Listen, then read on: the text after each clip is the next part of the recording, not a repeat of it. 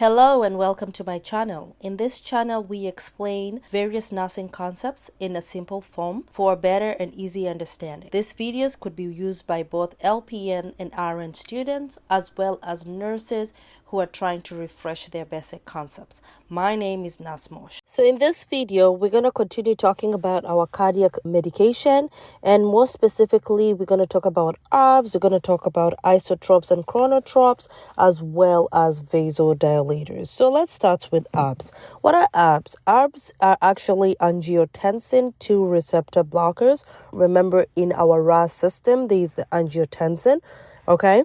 And examples include lostatin and vastatin. All right, they are normally considered the second choice to cardiac therapy. Okay, they actually interfere with our RAS system, as I stated already. And angiotensin 2 normally causes vasoconstriction, thus increasing the pressure when not produced or available. There is a drop in the blood pressure. So angiotensin 2 causes that vasoconstriction to increase the blood pressure. So if it's not there, because this are blocking that, we will have a drop in the blood pressure. They end with Saturn, right? You see Saturn, the end. And what are the uses? They are used for diabetic neuropathy, MI, which is myocardial infarction, heart failure, as well as hypertension. What are the mode of action? Mode of action is it blocks the action of angiotensin 2, which helps with vasodilation, bringing down the blood pressure. What are side effects? Side effects with this is angioedema. Remember, like the ACE, so we watch for that angioedema. They have GI upset, hypotension, dizziness. So angioedema with ARBs is less common, but we watch for it. It's mostly common with ACEs, but ARBs also, they do have that tendency. And one thing you need to know is that ACEs and ARBs, ACE inhibitors and ARBs, they do have an issue, or that's why they are black box. They have fetal damage, and the kind of fetal damage that occurs with this medication is with the face, the limbs, and the lungs. The development is not fully there. So let's talk about isotropes and chronotropes. What are isotropes? Okay, and what are chronotropes? So when a patient is in shock, we correct the patient hypovolemia first before administering vasopressors. Okay, with every shock, apart from anaphylactic shock, the first action is correcting the hypovolemia shock. We give them fluids, but with people who are on anaphylactic shock, we talked about this in our shock disorder, we do give them the anaphylaxis treatment, epinephrine first. So inotropes. Inotropes work on the contractility of the cardiac muscle. They either have a positive or a negative effect. Contractility is how the heart pumps, So they either work positively to increase contraction or negatively to reduce contraction. Positive isotropes increase the heart contractility, while the negative isotropes, they weaken or lessen the heart contractility. What are they used for? Isotropes are used with treatment for AFib, atrial fibrillation. Examples of positive inotropes include digoxin, it digs deeper, dobutamine, dopamine, as well as melatonin. They are positive. They increase the contractility. That's why people are given dopamine as a resuscitative drug, right? With a negative inotrope, that is what we are trying to reduce the contractility of the heart. What are this? Beta blockers and calcium channel blockers, because they reduce the cardiac contractility. Inotropes affect the intracellular calcium levels. So let's talk about chronotropes. What are chronotropes? Chronotropes work on the rate of contraction of the heart and electrical conductivity. Inotropes, they work on the contractility, but chronotropes work on the contraction rate, how fast the heart is contracting. They work on the SA node, which is the heart pacemaker. Remember, your heart has various nodes. So we'll have the ASA node, the AV node. If this one doesn't function, it goes, the Purkinje fibers, the bundle of His, all those, right? They are point of, of conductivity. So with the positive chronotropes, they increase the heart rate, while negative chronotropes decrease the heart rate. So what are our positive chronotrope uses?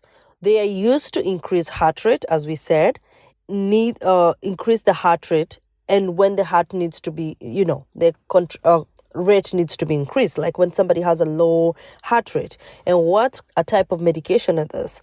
Our epinephrine, norepinephrine, and itotropin. Itotrop, trampoline, bump up the heart rate. What are our negative chronotropes?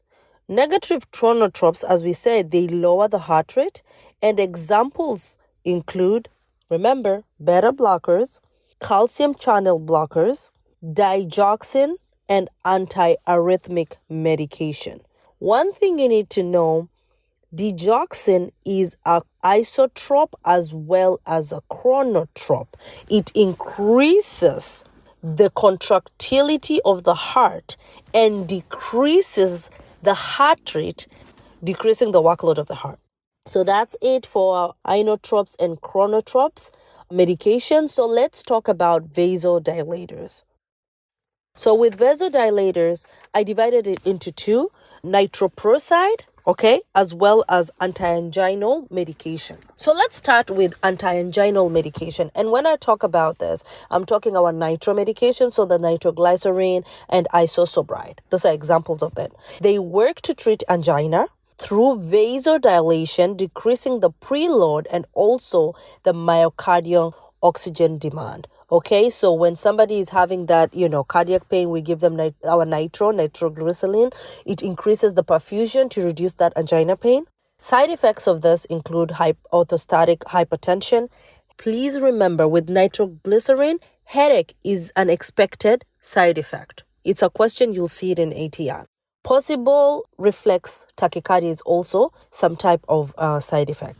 With sublingual nitroglycerin, it needs to be stored in a cool, dark place. It actually has a dark bottle. This is when you tell the patient not to store it in the shower cabinet, and always check the expiration date, because if you give somebody a nitroglycerin that has expired, you're not helping prevent that MI to occur. With our tropical nitroglycerin, right, tropical, it should be administered with a glove. You, the administrator, or whoever is administering it, should have a glove on, and we always remove the prior dose, clean it out, and then rotate administration sites. And this site, you need to choose a clean, hairless area and place the new dose.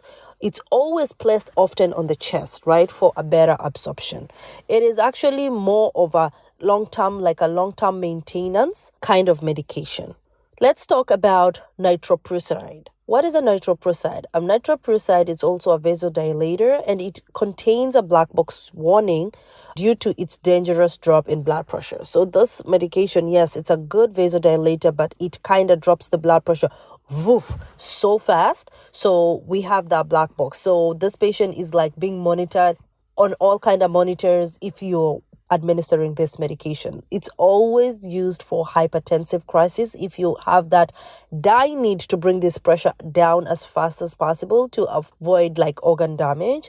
Our mode of action, it causes direct vasodilation of arteries and veins, thus brings down the blood pressure. It also reduces the preload and afterload. So this is a direct vasodilation of the arteries and veins. And remember, this is our pathway for this fluid. So if we open it, all of them at the same time, the pressure drops down. What are the side effects? Of course, hypertension. It has cyanide toxicity issues as well as dizziness and GI upset. With this kind of patient, what nursing care do? We always follow facility policy. Check on the facility policy on administering this medication, because remember, it has a black box warning due to the quick drop of blood pressure, and due to the decreased blood pressure, you could raise the patient's legs, decrease the medication dose and increase the fluid so that we can bring this patient's blood pressure up. That's it for this video. See you. Thank you for watching. Please like, share, and subscribe to my channel. See you on the next one. Bye.